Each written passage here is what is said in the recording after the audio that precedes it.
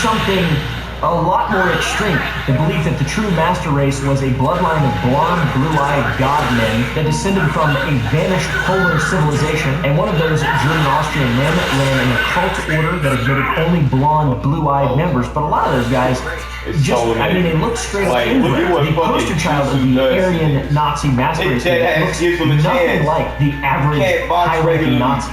I mean, what is this, man? I'm on to all of these syphilis-infected incels.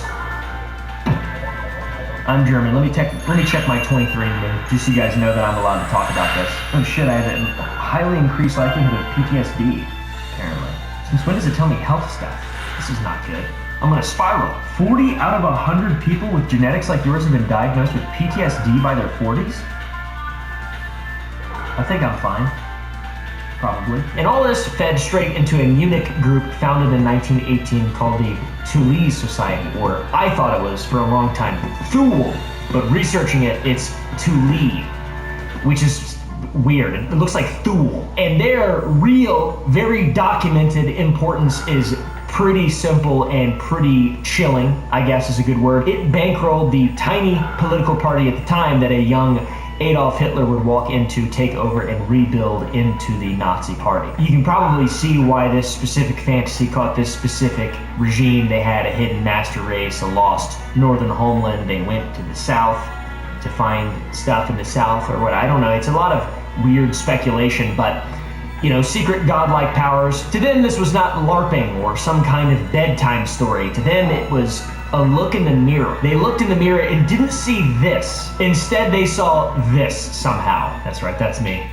That's a Snapchat filter. Isn't that cool? Anyways, to Godwin, the mysticism was, in his words, picked up and used as a political weapon. It isn't like a secret religion running the war or anything like that, but the darkest version of the legend grew literally out of that soil. The whispered Vril Society of psychic blondes supposedly channeling alien blueprints for flying saucers, and long after the war, a fringe of Hitler worshippers who kept the dream alive under a new emblem called the Black Sun. So that's pretty much what the Nazis thought was under the ice. Not Wales, not really territory, but rather potentially the lost homeland of a master race and the power to rule the world with it. And, honestly looked pretty good while doing it in terms of the fashion. Okay, like that's for sure. Now, that's all crazy.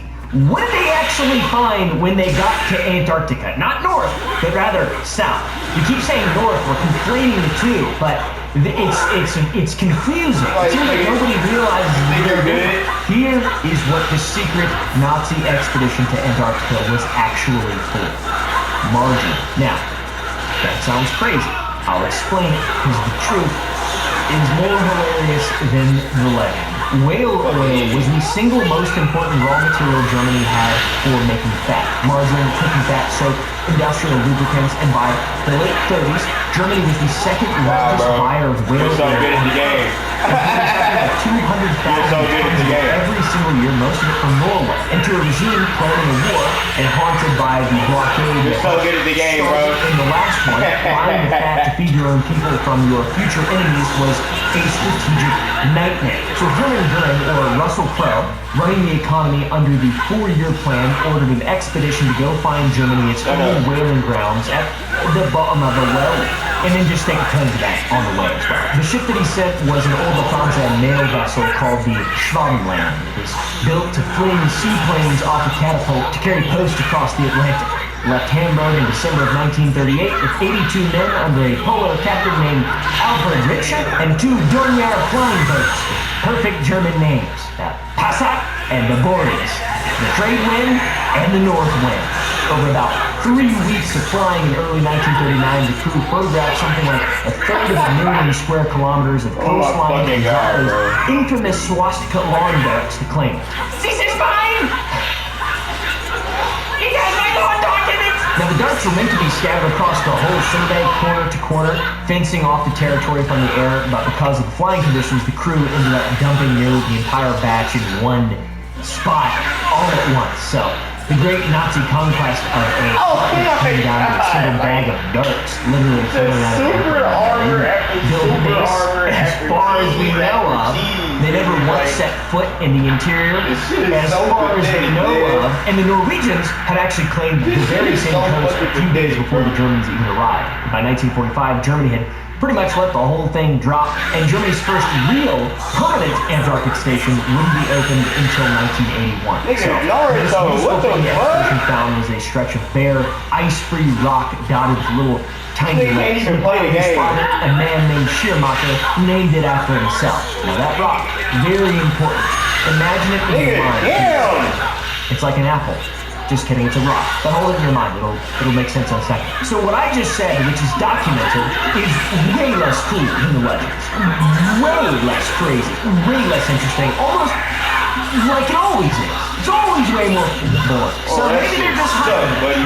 because we went just after World War II, and that shit was creepy and freaky as well. We'll get to that just like we'll get to the rock. So if there was a secret war over Antarctica, which a large portion of people swear that there was, where did that come from? And this is where everything gets even more interesting. I'm talking 50% war. In the middle of the Second World War, Britain ran a covert military operation to the Antarctic. Real ships with a real secret operation. A code name borrowed from a Paris nightclub called Operation Demon. They chose that nightclub name because of the chaos. Shut up. Pretty hilarious. Learn how to fucking in the fight. 40s, I guess. This expedition was led by a bum. marine biologist named James Marr, What a who had fucking actually sailed letdown, with bitch. Shackleton and fucking they slipped out of London in November Good of try. 1942. So, the conspiracy crowd is right that there was a secret wartime mission to the bottom part of the entire world, but the enemy is backwards, kind of. The British were not hunting a Nazi base. They were worried about Argentina, a neutral country at the time that was quietly pressing